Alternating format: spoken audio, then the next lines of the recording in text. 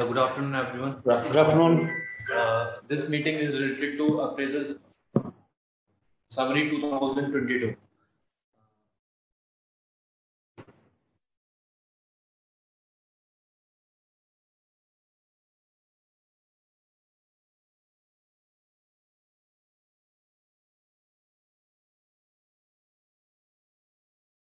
So that's our annual appraisal 2022 meeting.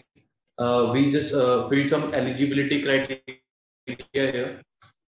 We have made the appraisal policy for year 2000, which we will share a Google sheet with you in which form link is there. और employer eligibility जो है वो है 31 March 2022 के पहले जितने employees ने join किया है वो लोग होंगे, और employees who have completed 6 months और above up to 31 March 2022 are eligible for pro rata. Yes sir. अच्छा, और जिनकी 6 महीने से कम होगी एज ऑन 31 मार्च 2022 वो एलिजिबल नहीं होंगी। हाँ जी सर, ठीक है। Second, the guidelines for annual performance appraisal 2021 to 22 is the performance appraisal of eligible employees will be conducted by their self or reporting manager HOD HR on the appraisal form link. अभी इसमें मैं आपको दिखा देता हूँ कि किस तरीके से हम इसको शेयर करेंगे और किस तरह से इसमें क्या क्या क्वेश्चनरीज हैं शेयरिंग का। इसमें हमने 4 तरह की रेटिंग दी है, A, B+, B और C। जो मतलब हमारे जो भी कैलकुलेशंस वगैरह रहेंगी क्या रहेगी और MIS की या HR की, वो इस बेसिस पे हमारी ऑटोमेटिकली कैलकुलेट होकर आएंगी। बेसिकली हम एक्सपेक्ट करते हैं HOD से कि वो जो उनके पास एम्प्लॉइज है मोटा मोटी गाइडलाइंस दी है कि A में 15% लोग आना चाहिए, B+ में 40%, B में 40% और C में 5%। जो आपके पास रैंकिंग के हिसाब से जो बिल्कुल लिस्ट काम करते हैं आपका, वो जरूर इसमें आना चाहिए। ऑल HODs से रिक्वेस्ट है कि वो 31 तारीख से पहले अपना ये थोड़ा सा ये डेट इसको ठीक कर, इसको डेट थोड़ी ऐड करनी पड़ेगी आप। ओके, नहीं 30 जून कर दो। यस, 31 जून नहीं है। इसको थोड़ा सा ये जब हम भेजेंगे ना 1 वीक और देंगे आप। 1 वीक जो भी डेट लिखी है इसमें 1 वीक ऐड कर दें। The next is partition. अभी जो KRAs और MIS और HR कंट्रीब्यूशन जो पार्टीशन है वो हमारा डिस्ट्रीब्यूशन है। जो KRAs हैं वो है हमारे 5 to 50% के हैं। हर KRA 10 मार्क्स का है सिंगल, और 50% का अपना कंट्रीब्यूशन देता है KRAs का। MIS कैलकुलेशन जो भी हमारी FMS चेकलिस्ट LPT से डेलीगेशन है उसका 30% कंट्रीब्यूशन जो है वो ऑटोमेटिकली प्रीफिल्ड हमारे फॉर्म के अंदर विजिबल होगा। बाकी part C HR and behaviour aspects content 20% contribution to appraisal. हमारा जो सैंपल कैलकुलेशन है वो कुछ इस तरह से है, जो 50% का जो पूरा क्यूमुलेटिव कैलकुलेशन रहेगा उसका हम उसको पार्टीशन करके उसका स्कोरिंग डिवाइड करके एक्चुअल स्कोरिंग निकालेंगे। इसका सिंपल वो भी रहेगा। प्रोसेस हमारा है जो डेटा सेग्रीगेशन HR डिपार्टमेंट ने कराया एलिजिबिलिटी और प्रोरेटा, उसका हमने MIS स्कोरिंग कैलकुलेशन किया है based on FMS delegation checklist. Contribution उसका 30% है। बाकी जो सेकंड स्टेप्स का रहेगा जो एम्प्लॉय का ranking and rating by HOD। जैसे ये हमारा कैलकुलेट हो जाता है तो हमने डैशबोर्ड सबका अलग HOD से सबका अलग से डैशबोर्ड बना दिया और शेयर कर देंगे। तो जैसे ही वो अपना रैंकिंग करेंगे KRAs के ऊपर तो वो ऑटोमेटिकली हमारा कैलकुलेट होके 80% का कैलकुलेशन हो जाएगा। तो जैसे ही हमारा HODs ने और रिपोर्टिंग मैनेजर ने उस पे सबमिट कर दिया फॉर्म तो वो डायरेक्टली फिर HR के पास जाएगा और HR अपने रिमार्क करके कंट्रीब्यूशन डालेंगे उसमें 20% का, और फाइनल रिपोर्ट जो है तैयार हो जाएगी मैनेजमेंट। ये रिपोर्टिंग मैनेजर्स का डैशबोर्ड है। अभी पहले मैं आपको शीट दिखा देता हूँ कि किस तरह से हमारा डेटा आ रहा है और किस तरीके से हम कैलकुलेट कर रहे हैं। तो बेसिकली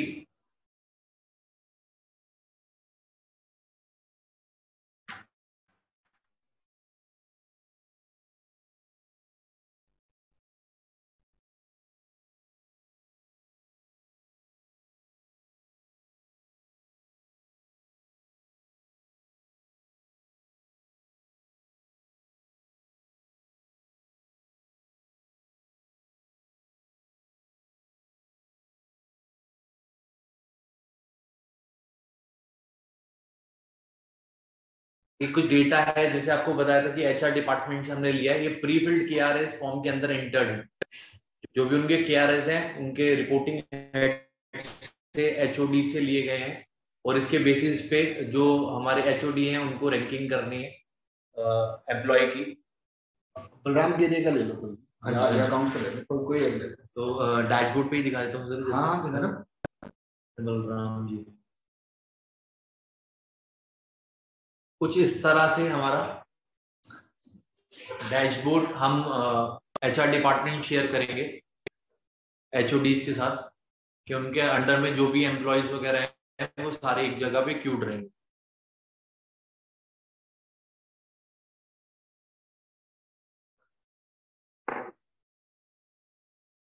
नवीन का निकाल भाई। नवीन जी, जिस तरह से फॉर एग्जांपल ना अंडरस्टैंड करने के,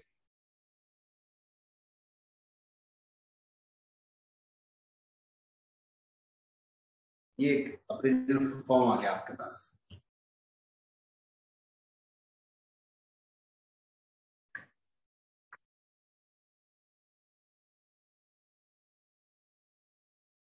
प्रीफिल्ड डेटा सारा आ रहा है इसमें।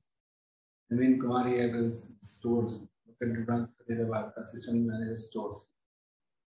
पहले स्टेप हम नेक्स्ट करेंगे तो यहाँ पे क्राइटेरिया आ गया कि हमें किस बेसिस पे अपनी रैंकिंग करनी है। जैसे अचीव्ड टारगेट 95% एंड अबव, तो रेट 4 करना है। 75% से 94% के बीच में है तो रेट 3 करना है। 60% से 74% के बीच में है तो रेट 2 करना है, और अगर 60% से भी कम है तो हमें रेट 1 करना है। हाईएस्ट इज 4 या अब ये जैसे इसका केआरए 1 ये हो गया ना, physical verification of parts received dispatch ना। या फर्स्ट केआरए है physical verification of parts received dispatch. इसमें बेसिकली एक्सपेक्टेशन ये है कि इससे बलराम जब बैठेगा तो उसको कॉल करें, है ना, आमने सामने बैठे, एंड जब ये उसको केआरए बताया जाएगा तो सेल्फ अप्रेजल वो क्या बोलता है। सर एक फिल करके दिखा देते हैं ना। हाँ, स्कोरिंग वगैरह सारा दिखाओ। जैसे अभी आपने कंफर्म तो किया बेसिकली जब भी किसी को अप्रेज करना है तो उसके साथ बैठना है, Yes. उसके साथ डिस्कस करना है ना, चाहे वर्चुअली चाहे फिजिकली, बट फिजिकली कोशिश करनी है फिजिकली। देखो ये हमने टाइम 1 का है, ये माइंड में रखना, this will be time. Okay. तो जैसे सेल्फ में बोला उन्होंने कि भाई मैं अपने आप को 3 मार्क्स देता हूँ इसमें, और अभी इनसे पूछ लो एक मिनट। हाँ, ऐसे ही सर, आप बता जब दीजिए। करो ये एचओडी सामने बैठे और मैं हूं नवीन भाई, हाँ कोई हर्ष खुल गया, प्रैक्टिकल आ जाएगा ना इसमें, तो आप बलराम क्या बोलोगे, 3 ठीक है या नहीं? मैं 4 दूंगा इसमें। यस, गुड, वेरी गुड, ये ऐसे करना है 4। सेकंड है ensuring proper packaging of material to avoid any kind of damage. इसमें भी 4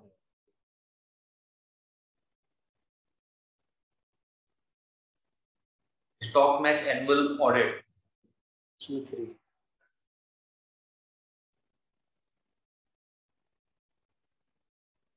अच्छा, ये अगर उनमें गैप है, जैसे 3 दिए थे, ये 4 दे दिए हैं, हाँ या हो सकता है इसमें 4 दे, ये 3 दे, फिर तो फाइनल तो एचओडी का होगा। फाइनल एचओडी का, ठीक है। ये ऊपर इसमें क्या है, maintaining parts locations on Excel sheet and dispatch of parts to other branches as per the stock transfer requirement. ठीक है, और का 10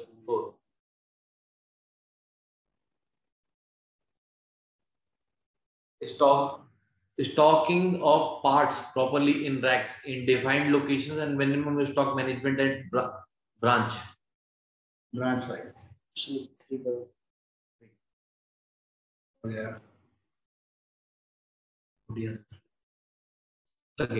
कोई रिमार्क्स वगैरह एम्प्लॉय के रहेंगे तो यहाँ पे डाल देंगे। नेक्स्ट करेंगे, इसके बाद हमारे कुछ और क्वेश्चनरीज हैं। ये आपने MIS स्कोरिंग उनका कैलकुलेटर था, फ्री फील्ड आ गया ये 20। अगर ये MIS स्कोरिंग जैसे हमारे MDO में है ना जी, उनके तो हैं। अब सर्विस वालों के नहीं होंगे, इवन सेल्स के नहीं है, तो वो ये ना 30% ये उसी में जाएगा, 50 + 30 उनका ये जैसे अकॉर्डिंगली 50 नंबर में से आगे इनके फिर 80 में जाएंगे। हाँ कुछ इसमें एक मतलब हमने एक कैलकुलेशन सेट कर दी है कि अगर किसी का MIS स्कोर 0 है तो वो ऑटोमेटिकली उसका जो KRS है उसका कैलकुलेशन 50% से नहीं 80% के थ्रू होगा। तो जिनका आ रहा है उनका यहाँ पे डिफाइंड है। नेक्स्ट करेंगे तो कुछ और क्वेश्चंस पूछेंगे कि परफॉर्मेंस स्टैंडर्ड्स हैं। नहीं, ये 20 मार्क्स जो रह गए हैं उसके आउट ऑफ 100 ये उनके हैं। हाँ चार वालों का पार्ट सर ये वाला पार्ट भी अब KRS के अंदर ही मर्ज कर दिया गया है। ठीक है, वो उनकी रेटिंग अलग है, वो दिखा रहा हूँ। ठीक है, जॉब नॉलेज तो इनसे आप बताइए। Result oriented,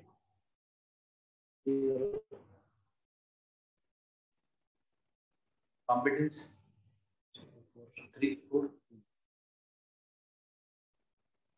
communication interpersonal relations, responsibilities and accountability. मेरा इसमें सिर्फ एक कहना है कि जो हमने सबके नीचे ना सेम चीज लिखी है, परफॉर्मेंस स्टैंडर्ड यहाँ एक लाइन पर लिखा हुआ है जैसे ability to work under pressure, इसको एक्सप्लेन करते हुए एक लाइन लिख सकते हैं कैसे नीचे इसकी जगह। तो इंस्टेड ऑफ सेम चीज सब में लिखा हुआ, हम जो भी बोल रहा है ना उसको समझ में आ जाएगा। हमने पहले लिखा हुआ था ऊपर हेडिंग टाइटल पे आ जाएगा, टाइटल के साथ नीचे जो सब में सेम लिखा हुआ है, सेम की जरूरत नहीं है।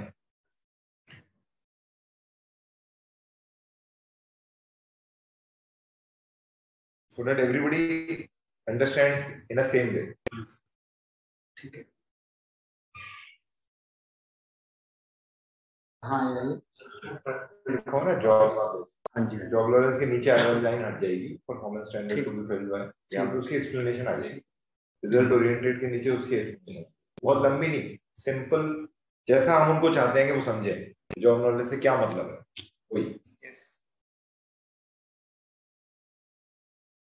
ability to work under pressure 3, answer desire to learn। ये आपने भरना है एक्चुअली, ये उसने नहीं भरना है, ये एक्चुअली वो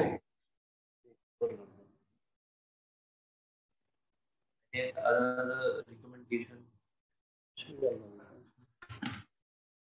ये जो भी रिकमेंडेशन होगी वो डायरेक्ट आगे इम्प्रूवमेंट्स, जैसे मतलब कि कुछ भी एचओडी लिखता है उसमें, communication skill develop, communication skills है, इंटरपर्सनल है, या कंप्यूटर नॉलेज उसको चाहिए, डिजिटली और देखना है ना। और ये ट्रेनिंग में क्या आपको उसको क्या कराना चाहते हैं, जैसे कम्युनिकेशन इम्प्रूवमेंट्स हैं तो फिर एचआर के पास चला जाएगा। जैसे कोई डिजाइन करते हैं ट्रेनिंग, तो उसको कम्युनिकेशन स्किल्स में ये कराएंगे ट्रेनिंग। ये मैंडेटरी है, तो किसी को नहीं कराना चाहते तो ऑप्शन हाँ, तो अदर कर भी नन कर नहीं, नन डाल दो, नन डाल दो, नन डाल दो, ऑप्शन डाल दो, देख लो।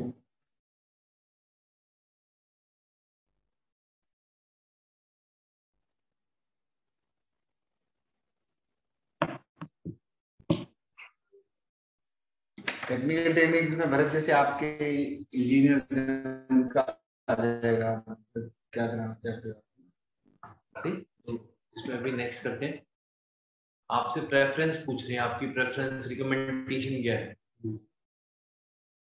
एचओडी की, रेटिंग बाय एचओडी, आप उनको कौन से स्लैब में देखते हैं। तो इंक्रीमेंट आप से अगर किसी की आप प्रमोशंस रिकमेंड कर रहे हो या स्पेशल इंक्रीमेंट रिकमेंड कर रहे हो, तो फिर आपको इसका रीजन नीचे रिमार्क्स में डालना। अदरवाइज नॉर्मल टिक कर दें तो जो उस कैटेगरी में नॉर्मल इंक्रीमेंट होगी से 5% इंक्रीमेंट और 8%, तो फिर वही मिलेगी, फिर और नहीं मिलेगी, है ना। और अगर कुछ केसेस में प्रमोशन लिखी होगी तो वो फिर मैनेजमेंट जैसे ये एचआर के पास आ जाएगा, कंपाइल करके देन ही will talk to the concern directors. Reason remarks if any.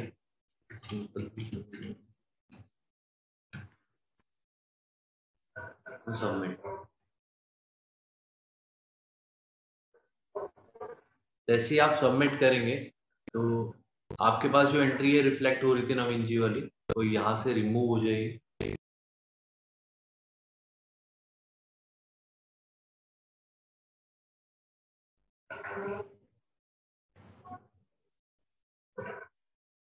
तो आपने नवीन का प्रेजेंट कर दिया इस टाइप से. क्वेश्चंस कोई माइंड में आपके आ रहे हैं तो आप बताएं.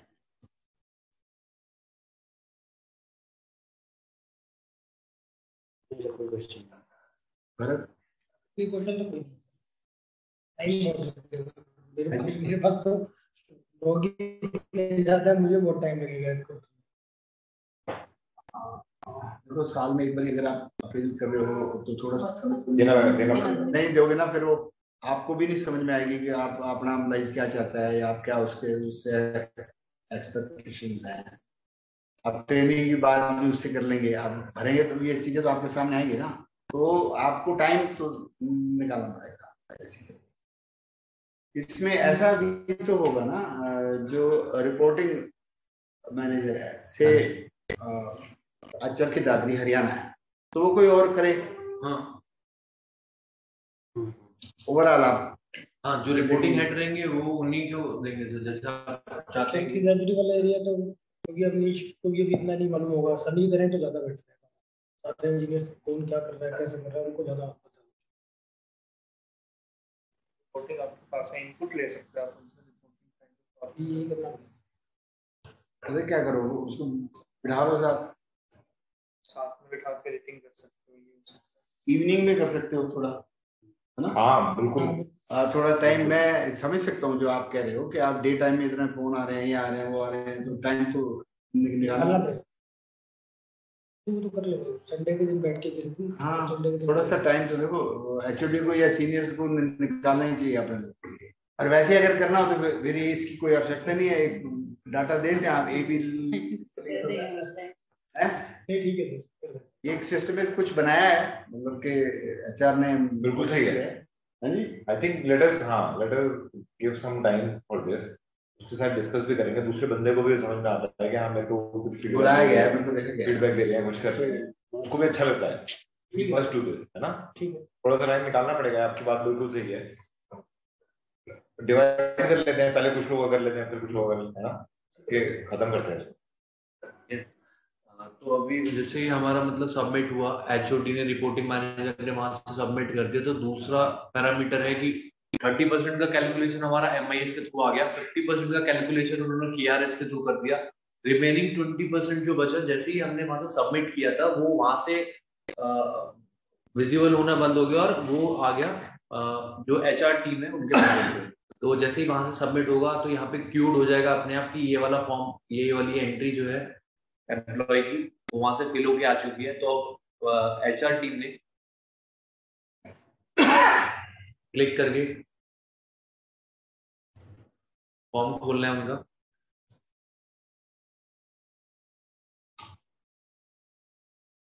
और ये भी प्री फिल्ड फॉर्म अपने पूरा आ गया.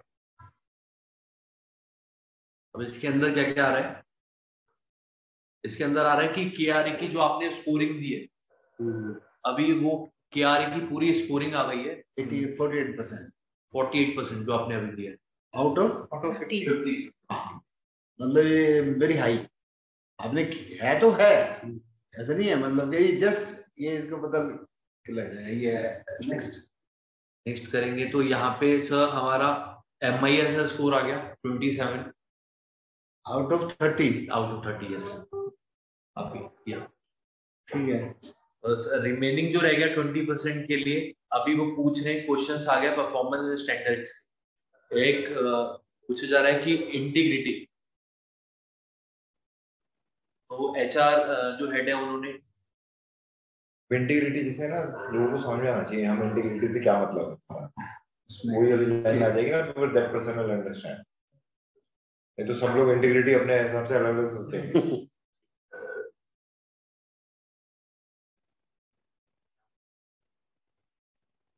तो सिर्फ एचआर को ही फिल करना है सर, ये वाला ऐसे ना अटेंडेंस पंक्चुअलिटी उनको पता है ना, जो आती 9:30 बजे कि 10 बजे हैं तो तो कहे मैं तो टाइम पे आ रहा हूँ। सर जो पुराने वाले फॉर्म में वहाँ लास्ट के जो पॉइंट्स थे उसकी स्कोरिंग कैसे, वो 50 में ही ऐड हो गई? 50 के अंदर ही ऐड है। वो एक्चुअली को कित दे दिया ना वो अटेंडेंस, पंक्चुअलिटी और general conduct, behaviour, attitude, any other. उसके बाद में एचडी एचआर के साथ बैठ के जो भी चेक करना चाहे कर सकता है, कंसल्ट कर लेंगे ना उसके, ये नहीं है कि वो नहीं कर सकता। यहाँ से भी उन्होंने फॉर्म सबमिट कर दिया, हमारा 100% कैलकुलेशन वो कर चुके।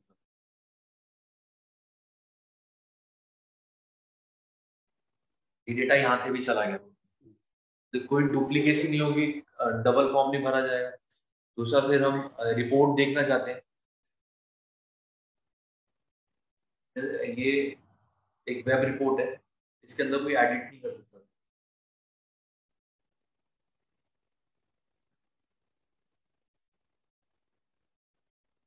ए 91%। ये अपने आप ये कैटेगरी से ये आ गया अपने आप ही बेस्ड ऑन योर रिकमेंडेशन जो आपने फिल्म किया है, ये वेरी गुड,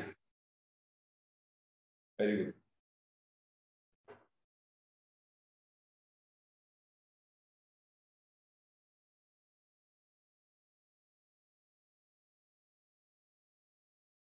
करना चाहिए ना ऐसा। ठीक है, पिछली बार भी तो किया है सर इसी। आज किया था, थोड़ा और इम्प्रूव किया है। हाँ ठीक है, काफी चीज मतलब इसमें चेंजेस किए, ठीक है, अच्छा है। इसमें दो चीजें हैं, एक तो आप जो पीछे रेटिंग भी दे रहे थे मैनुअली कि आप ओवरऑल कहाँ देखना चाहते हैं, और जो आपने फॉर्म फिल किया उसके अकॉर्डिंग रेटिंग क्या है। अब ये इसमें आपको देखो ये देखना पड़ेगा एक्चुअली। देखो मैं आपको भी कहना चाहता हूँ, उससे 8 आदमी आपके पास है, पता लगा 6 आदमी पे 91 आ गए।